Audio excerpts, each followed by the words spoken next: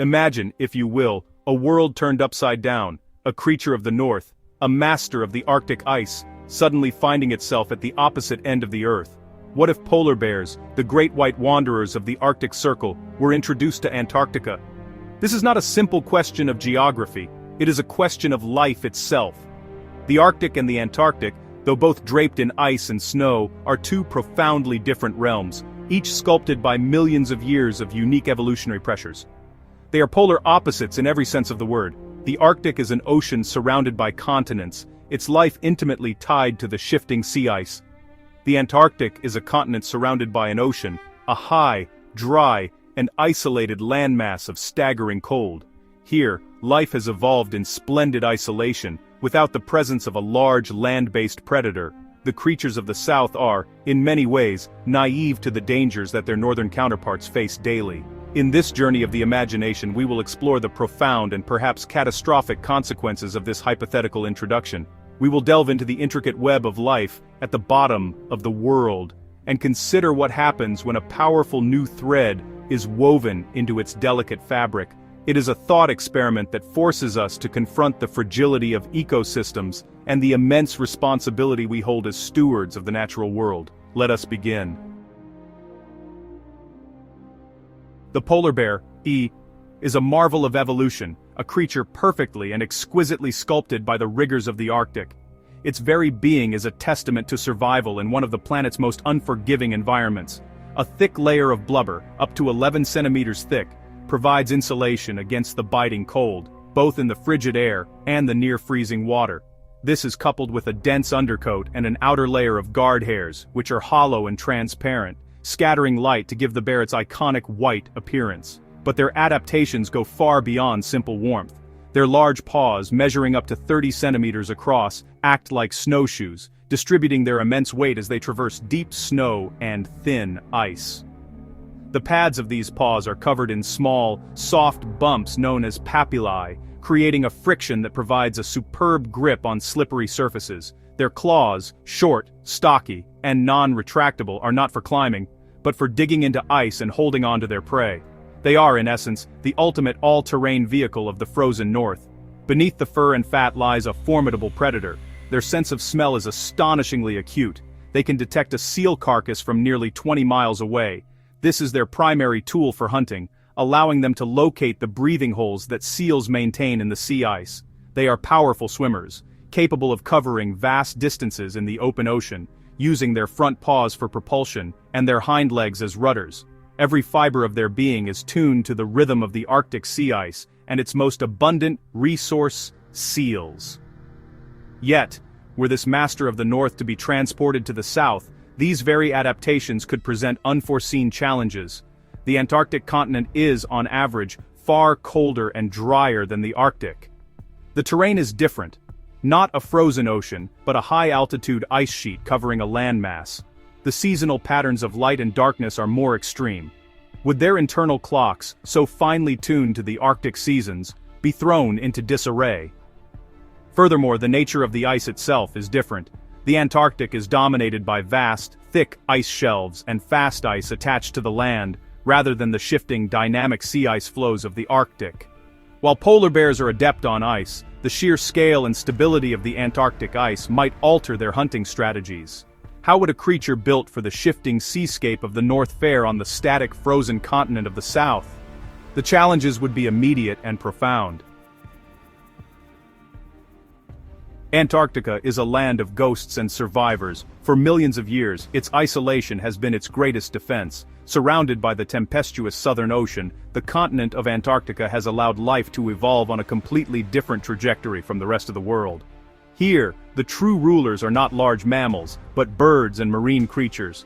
The terrestrial life is sparse, limited to hardy mosses, lichens, and a few tiny invertebrates. The real drama unfolds along the coastlines and in the nutrient-rich waters.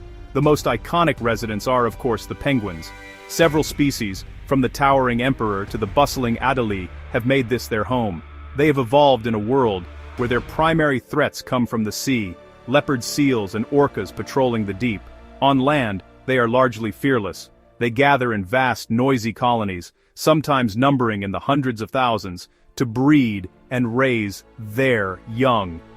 Their behavior, their very life cycle, is predicated on the safety of the land. Alongside the penguins, a host of other seabirds thrive. Skuas, petrels, and albatrosses ride the relentless winds, masters of the air. They too come ashore to nest, often in close proximity to the penguin rookeries, sometimes preying on unattended eggs or chicks.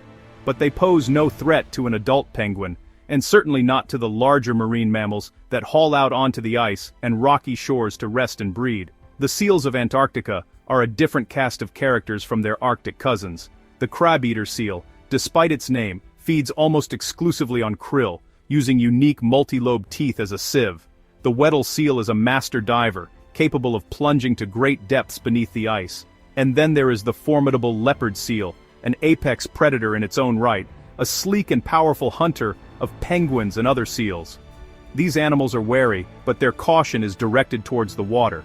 This entire ecosystem, this vibrant and unique assemblage of life, has one glaring omission: a large terrestrial predator. There is no equivalent of the polar bear, no wolf, no grizzly. The animals here have not needed to develop the instincts of vigilance and flight that are second nature to creatures in the northern hemisphere. Their sanctuary has been the land itself. This profound naivety, this evolutionary innocence, is perhaps their greatest vulnerability. For a polar bear, life is a constant search for calories. In the Arctic, their diet is highly specialized, consisting mainly of ringed and bearded seals. These energy-rich meals provide the fat necessary to survive the lean times. Arriving in Antarctica, a polar bear would be met not with scarcity, but with an astonishing, almost unimaginable, abundance. The shores and ice floes would appear as a living banquet, a larder stocked with creatures entirely unprepared for a predator of its prowess. The first and most obvious targets would be the penguins. Clumsy and slow on land, they would be tragically easy prey. A single polar bear wandering into a colony of tens of thousands of birds would be like a fox in a hen house on a continental scale. The penguin's only defense, fleeing to the water, would be of little use against a predator that is also a powerful swimmer. The sheer density of these colonies means a bear would not need to expend much energy to secure a meal. But penguins, while plentiful, are relatively small. A polar bear might look for larger, more substantial prey to satisfy its immense energy requirements. The seals of Antarctica would be the next logical item on the menu. Young, inexperienced seal pups, left on the ice while their mothers hunt, would be exceptionally vulnerable. Weddell seals, crab-eater seals, even the young of the enormous elephant seals, would all be potential targets. Unlike Arctic seals, which are ever vigilant at their breathing holes, Antarctic seals often rest on open ice in large groups, secure in their land-based safety. A polar bear, with its patient stalking hunting method, could approach virtually undetected. The seal's primary anti-predator responses are geared towards threats from the ocean. They would simply not recognize the danger approaching across the ice until it was far too late. The element of surprise would be absolute. The introduction of such an efficient hunter would send shockwaves through the entire food chain. The polar bear would not just be a new predator, it would be a hyper-predator, able to hunt with an efficiency far beyond anything the local ecosystem has ever experienced. This sudden, voracious consumption would drastically alter the populations of its prey, triggering a cascade of effects that would ripple outwards, touching every corner of this frozen world. The relationship between a polar bear and a penguin colony, it would be one of pure, unadulterated predation. For the penguins, the arrival of this white giant would be nothing short of an apocalyptic event, a terror for which evolution has left them utterly unprepared. You see, their breeding strategy, which relies on safety and numbers on land, would become their greatest liability. A single bear could cause unimaginable devastation in a short period. Just imagine a colony of Adelie penguins, a bustling city of black and white. The birds are focused on the intricate rituals of courtship, incubation, and feeding their chicks. Their attention is on their neighbors, on the threat of a skua from above, or on the long journey to the sea for food. They have no instinct to scan the horizon for a four-legged predator. A polar bear, approaching with its slow, deliberate gait, would likely be ignored until the first attack. The ensuing panic would be catastrophic.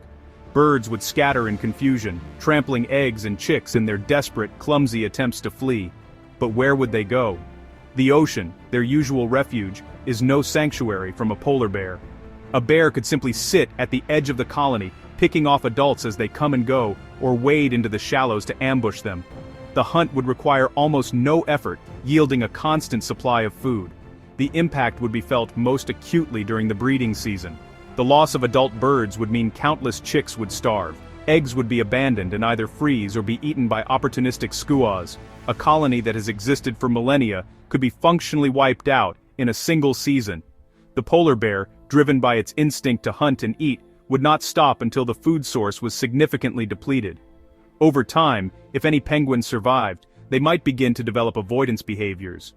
But this is a slow process, learned over generations. The immediate impact would be a drastic crash in penguin populations across any area inhabited by the bears. Species like the emperor penguin, with their long and arduous breeding cycle, would be particularly vulnerable. The sight of a polar bear amidst a flock of flightless birds would be a brutal illustration of what happens when two separate worlds collide. While penguins would be easy targets, the seals of Antarctica would represent a more substantial and calorically rich food source for a polar bear, much like their counterparts in the Arctic. However, the dynamics of this new predator-prey relationship would be, well, complex, involving both direct predation and competition with the existing apex predator of the Antarctic waters, the leopard seal. Initially, predation on Antarctic seals would be devastatingly effective. Weddell seals, resting by their breathing holes, and crab-eater seals, hauled out in large groups, would be highly vulnerable. Their lack of innate fear of land predators would allow a polar bear to approach with ease. Pups of all seal species, including the massive southern elephant seal, would be prime targets, unable to match the strength or speed of the bear on land or ice. The polar bear's hunting technique, perfected for the Arctic's ringed seals, would be just as effective here. The patient waiting, the explosive charge, the powerful jaws, all would be new and terrifying weapons in this environment. The seal's primary defense, escaping into the water, would be their only hope, but even there, a polar bear is a capable pursuer, especially in broken ice. Entire seal colonies could face unprecedented pressure. However, the polar bear would not have the hunting grounds all to itself. It would inevitably come into conflict with the lepemicrosau vine. Momsulabom sbar, and sod. Sana sign Brasilin died, so while a leopard seal is a formidable predator in the water, it is more awkward on land. An adult polar bear would likely have the advantage in any direct confrontation on the ice. A full-grown male polar bear can weigh over 600 kilograms, significantly more than even a large female leopard seal. The more significant interaction would be competition for food. Both species would be targeting other seals and penguins. A polar bear's ability to hunt effectively on land and ice could give it a competitive edge, potentially reducing the availability of prey for leopard seals near the coast. This could force leopard seals to hunt further offshore or target different prey, upsetting the delicate balance that currently exists. The arrival of the polar bear would create a new top-tier competitor, forcing the incumbent ruler of the Antarctic coast to adapt or be displaced. The introduction of a new apex predator like the polar bear would not simply add a new layer to the Antarctic ecosystem, it would fundamentally re-engineer it from the top down. The ecological consequences would be far-reaching and catastrophic, creating a cascade of effects that would unravel the delicate web of life that has taken millions of years to weave. This is known as a trophic cascade. The most immediate effect would be the decimation of prey populations. Penguins and seals, lacking evolved defenses, would suffer massive declines. This is not just the loss of individual species, but the removal of a critical link in the food chain. These animals are a vital food source for existing predators like leopard seals and orcas, and their decline would lead to increased competition and potential starvation for these native hunters. The impact would also be felt by the smaller predators and scavengers. Skuas and giant petrels, which rely on scavenging penguin eggs, chicks, and carcasses, might initially benefit from the kills made by polar bears. However, as the penguin colonies themselves collapse, this food source would vanish, leading to a subsequent crash in the scavenger populations. the entire coastal ecosystem, which revolves around the seasonal abundance of the penguin colonies, would be thrown into chaos. Furthermore, the polar bears would alter the very landscape. Their hunting activities would be concentrated around the coastlines and breeding colonies. The immense nutrient cycling provided by these colonies, the guano that fertilizes the sparse terrestrial plant life and enriches the coastal waters, would be drastically reduced. The disappearance of hundreds of thousands of birds would mean the disappearance of their waste, a vital source of nitrogen for the Antarctic coastal zone. This loss of nutrients would impact everything from the coastal lichens and mosses to the phytoplankton blooms in the sea, which form the very base of the marine food web. The polar bear, by removing the middlemen, the penguins and seals, denam durs, would inadvertently starve the foundations of the entire system. The Antarctic, a continent defined by its unique and isolated life, would become a shadow of its former self, a barren wasteland haunted by a ghost from another world. Beyond the immediate violence of predation, the meeting of two long-separated ecosystems would open a Pandora's box of invisible threats: disease. Animals in the Arctic and Antarctic have evolved with their own unique suites of viruses, bacteria, and parasites. Introducing polar bears to Antarctica would bridge this biological divide, with potentially devastating consequences for both the newcomers and the native inhabitants. The wildlife of Antarctica, having evolved in extreme isolation, is thought to be immunologically naive. They may lack the genetic resistance to pathogens that are common in the northern hemisphere. A polar bear could act as a vector, carrying microbes for which Antarctic seals and birds have no defense. Diseases like canine distemper, influenza viruses, or even parasites like trichinella, which is pretty common in polar bears, could sweep through the dense colonies of penguins and seals with terrifying speed and lethality. The results could be mass die-offs, far exceeding the direct toll of predation. An epidemic could spread through a penguin rookery or a seal haul-out site like wildfire, leaving a trail of death and crippling the populations for generations. The close-packed nature of these colonies, which is usually a successful strategy for warmth and social bonding, would, unfortunately, become a fatal flaw, facilitating the rapid transmission of disease. But the risk would not be one way. The polar bears themselves would be vulnerable. The Antarctic environment, though seemingly sterile, harbors its own unique microorganisms. The bears, with no prior exposure, could be susceptible to native Antarctic pathogens for which they have no immunity. A novel virus, even one that's relatively harmless to the local seals, could prove fatal to a polar bear. Moreover, the stress of a new environment, a different diet, and a foreign climate could weaken the bears' immune systems, making them more susceptible to infections they might normally fight off. The health of the introduced population could be compromised from the start. This exchange of diseases represents a profound and unpredictable threat, really. A form of biological warfare where there are no winners, only victims, on both sides of the immunological divide. So, a polar bear is really a creature of the sea ice, its entire life dictated by the annual freeze and thaw of the Arctic Ocean. The Antarctic, though, is a continent, not an ocean. It's actually the highest, driest, coldest, and windiest continent on Earth. This fundamental difference in geography and climate would pose a significant, maybe even insurmountable challenge to a polar bear's survival, regardless of how much food there might be. The cold itself is just a different quality altogether. While the Arctic definitely experiences brutal winters, the Antarctic interior is consistently colder all year round.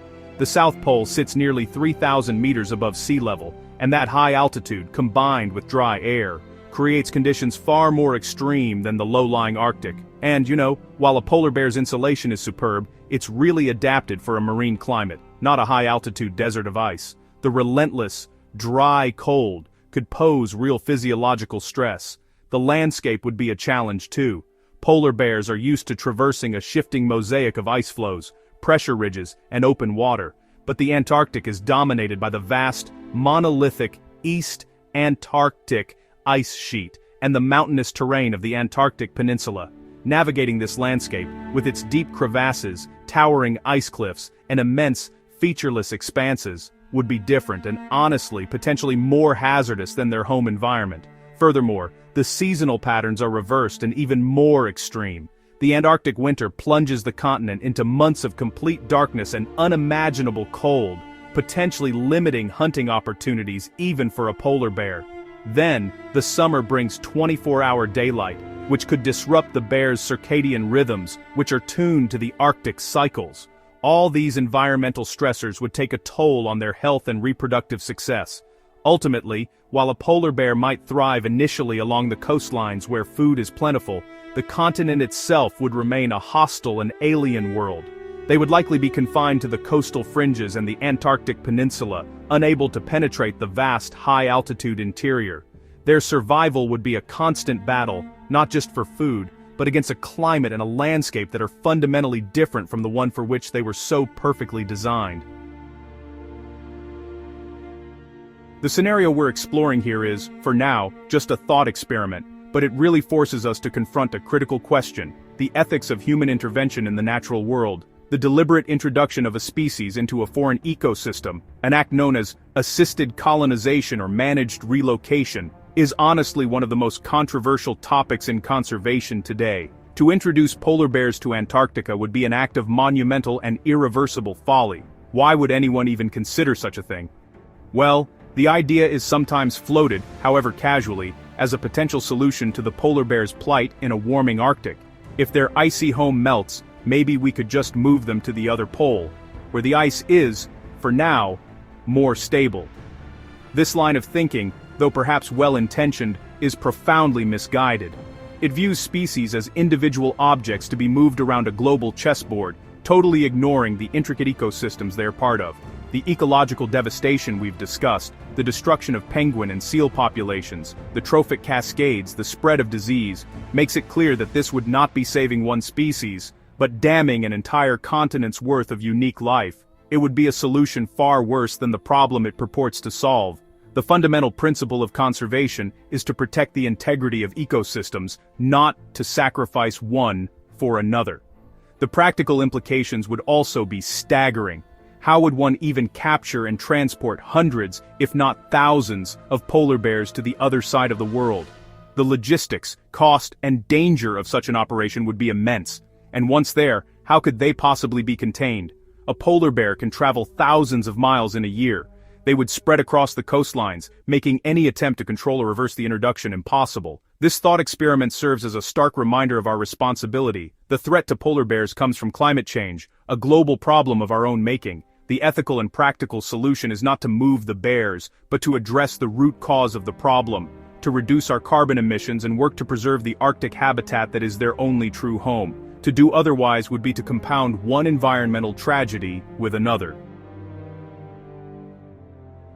If, against all reason, polar bears were introduced to Antarctica and somehow managed to establish a breeding population, what would the long-term outcome actually be? What would this new Antarctic look like in, say, a century, or even a millennium? The continent's ecosystem would be permanently and irrevocably altered. It wouldn't be a simple case of addition, but a complete rewriting of the rules of life at the bottom of the world. In the short term, there would be a boom and bust cycle. The polar bear population would likely explode, fueled by the abundance of naive prey.